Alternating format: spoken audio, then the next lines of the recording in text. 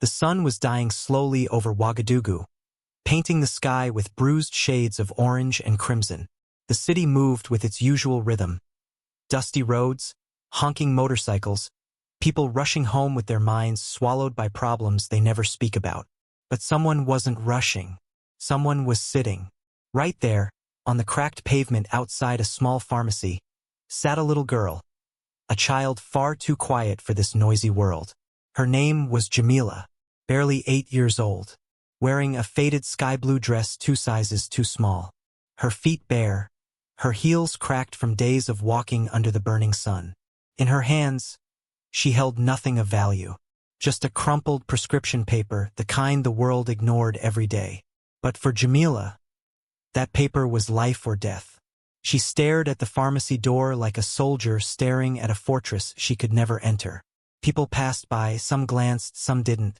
Most were lost in their phones, lost in worries, lost in their own worlds. And then, everything changed.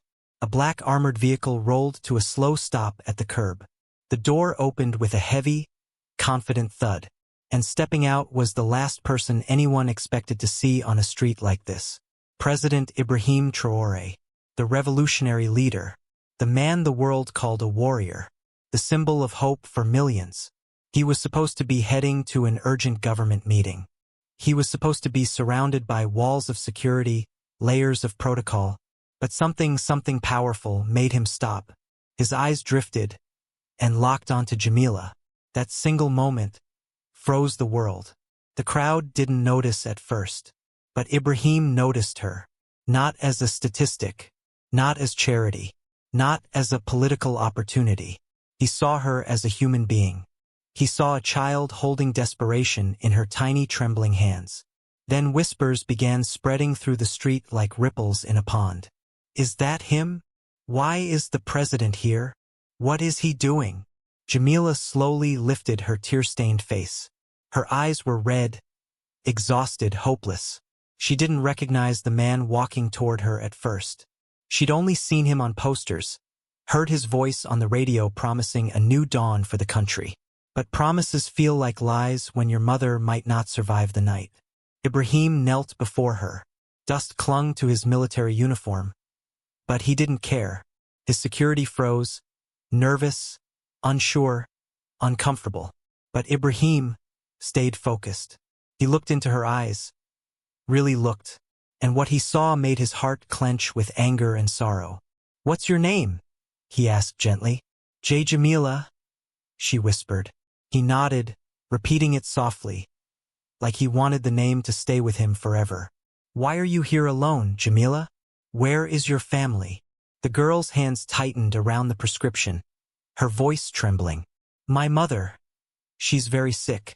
She can't get out of bed. She can't walk. She hasn't eaten. The doctor gave us this paper, but the medicine, it's too expensive. We don't have anything. Ibrahim's jaw tightened. The prescription was simple. Antibiotics, fever reducers, basic necessities that should have been accessible to any child. Yet here she was, alone, begging for something her country should have guaranteed her. And your father? He asked softly. Jamila looked down, her voice cracking. He left 2 years ago. He never came back. It's just me, Mama, and my baby brother. He's 4. He's with her now. And I'm scared. I'm scared she won't wake up. Behind them, the crowd had grown thicker. Some people recorded with their phones. Some watched with tears in their eyes. Others shook their heads, thinking this was a political show. But anyone looking closely at Ibrahim's face could see the truth. He was angry, not at Jamila, not at the people, but at a system that allowed a child to suffer like this.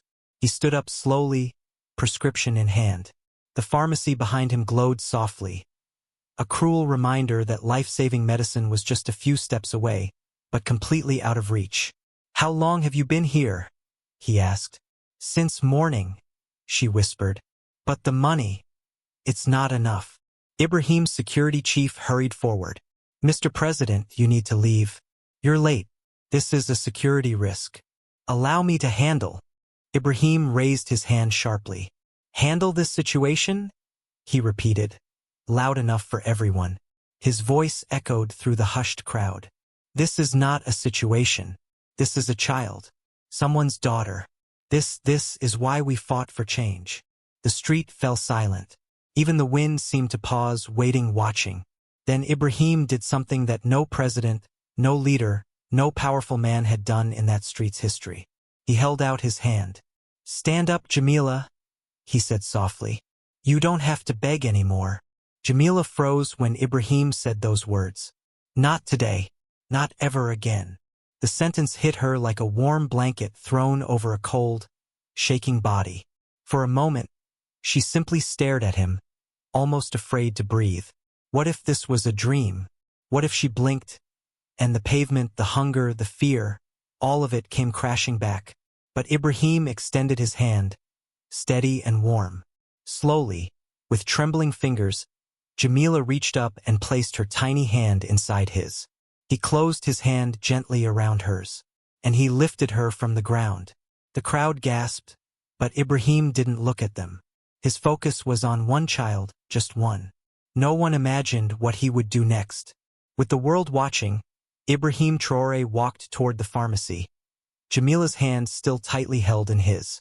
The crowd pushed closer, phones raised high, some whispering, others shouting questions, but none daring to step in his way.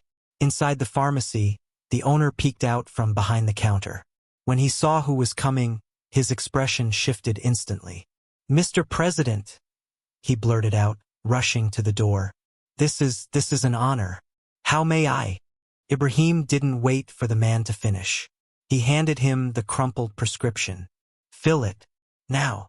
The pharmacist scanned the paper, and his face changed. "Oh, this girl, she's been here all day. I told her the medicine would cost 47,000 CFA. I can't just give." "I'm not asking you to give anything," Ibrahim interrupted, voice calm, but sharp as a blade. "I will pay." The pharmacist sighed with relief, but his relief lasted only a second.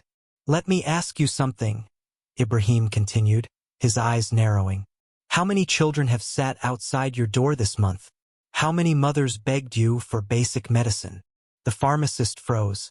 The crowd held its breath.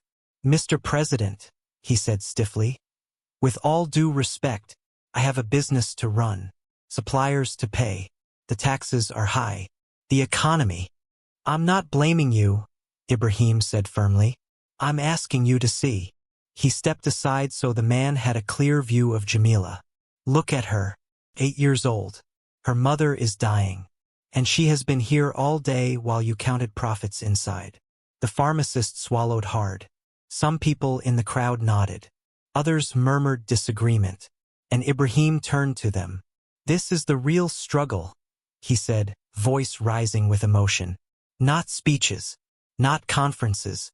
This, right here." His eyes scanned the faces in the crowd.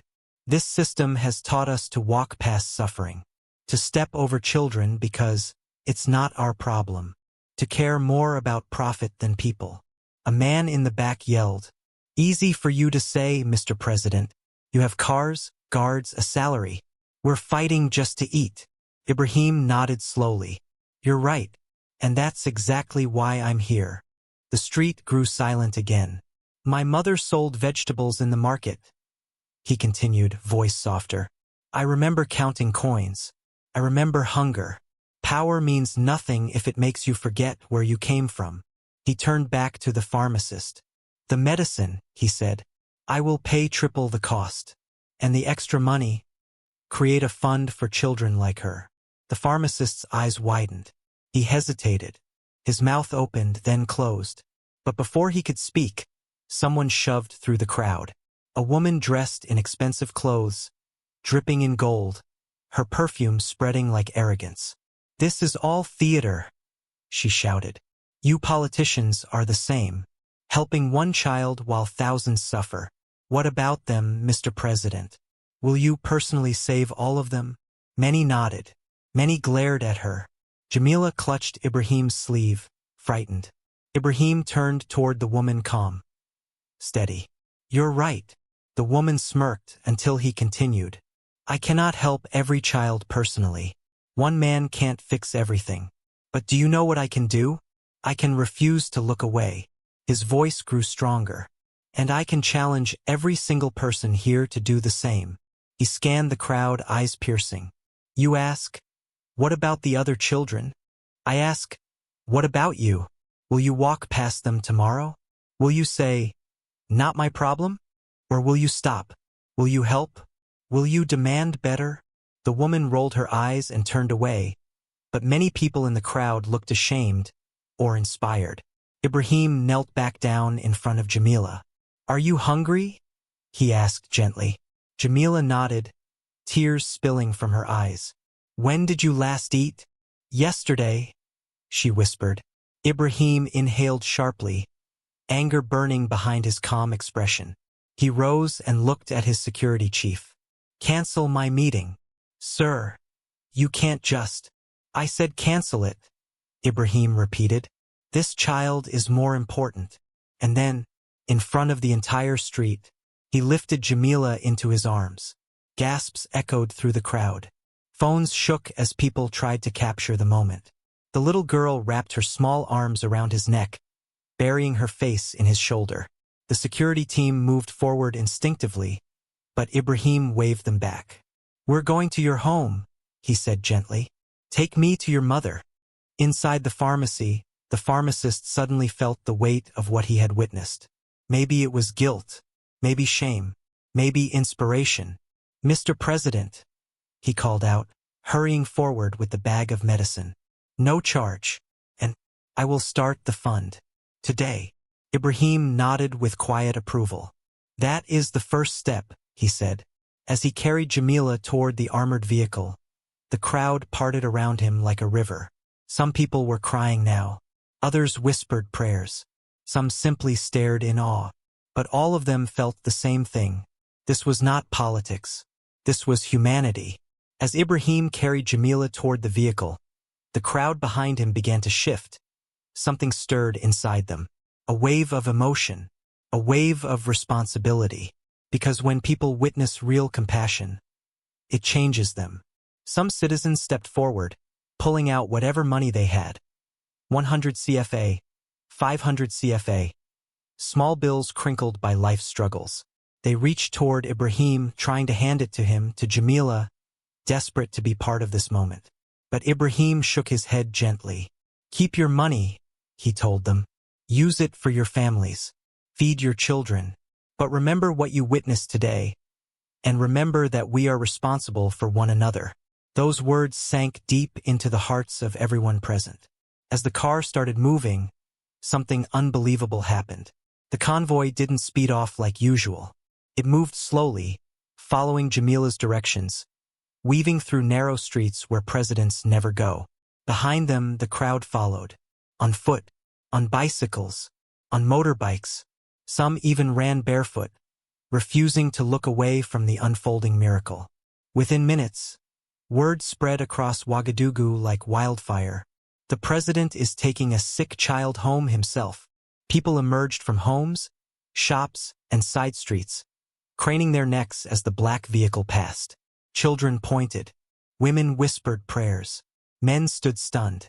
By the time they reached the outskirts of the city, a procession of hundreds followed. Jamila pointed to a cluster of fragile huts made of cracked mud walls and rusted metal sheets. The car slowed, then stopped. Ibrahim stepped out, still holding her hand. This is your home? The question came out softly, almost painfully. Jamila nodded, a flush of embarrassment spreading across her cheeks. Her world suddenly felt too small, too broken, too exposed. Ibrahim knelt in front of her. Listen to me, he said gently. You have nothing to be ashamed of. Some of the strongest people I've ever known came from homes like this. Strength is not in walls or roofs. It's in the hearts that live inside. She swallowed and nodded. The president pushed open the door, ducking his head as he entered the tiny structure. What he saw inside froze him. A single thin mattress, a blanket worn nearly to threads, cracked walls letting in rays of fading sunlight. And on that mattress lay Jamila's mother, shivering, sweating, barely conscious. Next to her, a small boy, Jamila's little brother, sat quietly, too frightened even to cry.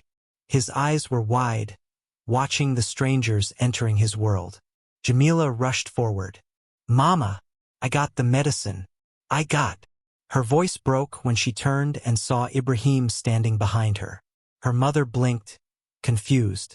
Fever-blurred vision struggled to make sense of what she was seeing. You're. She tried to sit up, mortified. But Ibrahim moved swiftly, kneeling beside her mattress. "You're not dreaming," he said softly. "My name is Ibrahim. Your daughter told me you needed help." The woman covered her face with trembling hands. "Mr. President, I'm so sorry. I didn't want my child begging on the streets. I didn't want this life.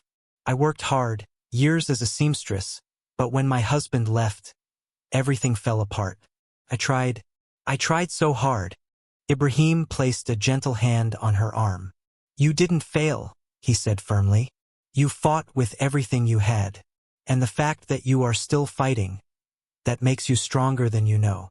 Tears streamed down the woman's face. An aide hurried in with the medicine. "Water," Ibrahim ordered. "Clean water. And call the health ministry. I want a doctor here immediately." While his team rushed around him, Ibrahim opened the packet of medicine himself. He read the instructions carefully twice before helping the woman sit up. "Take these," he said. "You will get better. I promise you that. Your children will get their mother back." Jamila crawled onto the mattress, hugging her mother tightly. Her brother wrapped his tiny arms around both of them. For a moment, the room was filled with soft sobs, of relief, fear, love, all tangled together. Ibrahim stood slowly, his eyes scanning the tiny home, the cracked walls, the broken roof, the life lived inside these small dark corners. His expression hardened with resolve. He stepped outside. Hundreds of people waited in silence. He raised his voice, steady, powerful, unshakable.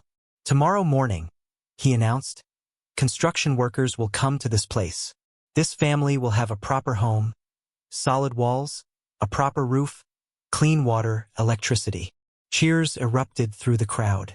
Jamila will be enrolled in school, all expenses paid. Her mother will receive full medical care and a government job once she is healthy.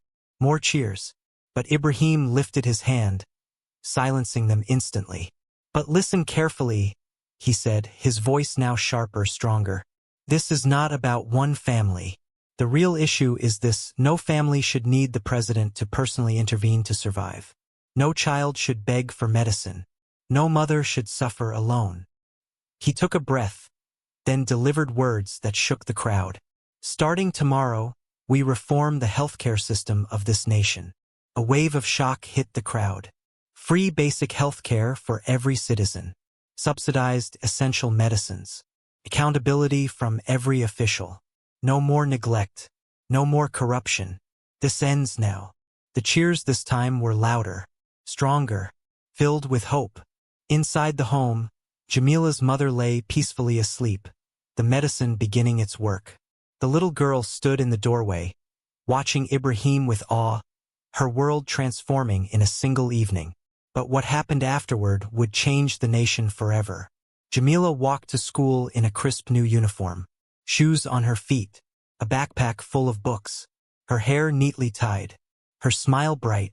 Her home behind her was no longer a fragile structure. It was a real house, small but solid, cool inside, clean water flowing from a tap, electricity lighting up the nights. Her mother, strong and healthy again, waved from the doorway before heading to her new job at a textile cooperative. But Jamila's story was only the beginning. The night Ibrahim stepped into that broken home, something shifted in the heart of Burkina Faso. The videos spread across Africa, then the world, videos of a president kneeling inside the house of a poor family. Not as a politician, but as a human being. Within weeks, Ibrahim's government launched the Jamila Initiative, a nationwide healthcare reform movement. Free healthcare for all children under 12. Free or subsidized medicine for the poor. Mobile clinics for remote villages. Generic medicine production to break the stranglehold of overpriced imports. The wealthy woman who mocked him, Silenced. The pharmacist who hesitated? Inspired, using the triple payment to start a fund that helped dozens of families. Soon, other pharmacies followed. Across Burkina Faso, people began stopping to help strangers. "Remember what the president did for that little girl," they said. "If he can make time, so can we." International media, often portraying Africa through suffering, were stunned. Here was a leader who refused to be a puppet, refused to look away, refused to forget his people. Of course, the critics came. Opposition politicians called him a populist. Foreign analysts warned the reforms were too ambitious. Financial institutions said Burkina Faso couldn't afford such compassion. And then, Ibrahim spoke, a speech that became legendary. "They say we can't afford free healthcare for our children. I say we can't afford not to. They say I helped only one girl. I say every citizen matters. The caring makes me a populist. Then I am proudly a populist. The kindness is a publicity stunt. I will perform it every day." Those words echoed across the continent. And for Jamila, the once barefoot girl begging for medicine, life had been transformed beyond anything she could imagine. Jamila's life changed in ways she could never have imagined. In the months after that unforgettable evening, the little girl who once sat trembling outside a pharmacy, begging strangers for help, began to rise like a sunrise breaking through years of darkness. School had become her second home. For the first time in her life, she walked into a classroom wearing a crisp uniform that fit her perfectly, clean, ironed, and smelling faintly of soap. Her shoes, sturdy and new, no longer cut the skin on her feet. And her backpack, gifted by the school under the new government program, held books she treated like treasure. Jamila wasn't just attending school. She was thriving. Her teachers, once unaware of her existence, now spoke of her with admiration. She excelled in mathematics, solving problems faster than any other student. In science, she asked questions so sharp and curious that even teachers paused before answering. When journalists came to document the success of the new health reforms, they asked her a simple question. "Jamila, what do you want to be when you grow up?" She didn't hesitate. Her voice carried a clarity far beyond her years. "I want to be a doctor, so no other little girl has to beg for medicine like I did." The reporters fell silent. Some even turned their cameras away for a moment, hiding the emotion in their eyes. But the most surprising part of Jamila's new life was Ibrahim Traoré himself. He didn't just disappear after helping her family. He didn't allow the story to end with a single act of kindness. Instead, he visited them from time to time, quietly, without crowds, without cameras, without any intention of making it a public spectacle. He came as a human being, not as a president. Sometimes he brought books for Jamila. Other times he simply sat with her mother, asking about her recovery, encouraging her gently. To Jamila and her little brother, Ibrahim became something of an uncle, someone who listened, someone who cared. But every time the family tried to thank him, he shook his head softly. "You saved yourself," he always said. "You were brave enough to ask for help. I only did what any leader should do." A year later, on the anniversary of that life-changing day, Ibrahim returned to the same pharmacy where Jamila had once cried helplessly. But this time, the scene was completely different. There was no panicking child, no rushing guards, no heated argument with a wealthy woman. Instead, a polished plaque hung on the wall outside the building. Its inscription read, "The day we remembered our humanity." People gathered again, but this time they came to celebrate, not to watch a miracle.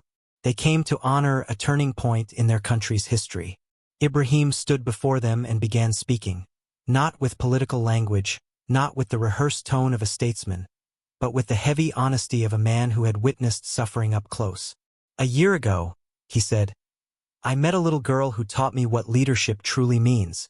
She reminded me that leadership is not about authority. It is not about power. It is about service." He paused, scanning the crowd, letting his words settle into their hearts. "She showed me that behind every statistic is a human being. Behind every policy is a mother.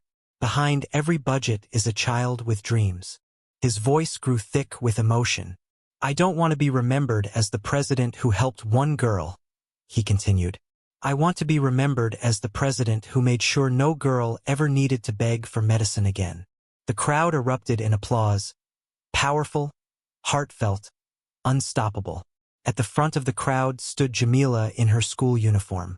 Her mother stood beside her, healthy, strong, and filled with pride that seemed to shine from her face like sunlight. When Ibrahim finished speaking, Jamila shyly stepped forward. In her hands was a drawing, a picture she had worked on for weeks. It showed a little girl holding hands with a tall man under a bright sun. Trembling slightly, she handed it to him. "Thank you," she whispered, "for seeing me."